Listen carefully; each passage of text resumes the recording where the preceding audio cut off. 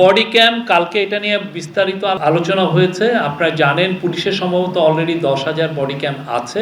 আমরা আরো 40,000 বডি ক্যাম সংগ্রহ করার চেষ্টা করছি। এটা খুব দ্রুতই করা হবে, করে যাতে পুলিশকে খুব দ্রুত এটা নিয়ে এক ধরনের ছোটোখাটো ট্রেনিংও দেওয়া হয়, যাতে এই বডি ক্যামটা খুবই ইলেকশন, আমাদের তো 47,000 ভোটিং বুথ আছে, তো 47,000 ভোটিং বুথে প্রত্যেকটা বুথেই যাতে একটা বডি ক্যাম থাকে, কোনো একটা মানে বডি ওয়ার্ন, মানে আপনার এটা চেস্টের মধ্যে এটাও পড়ে থাকেন।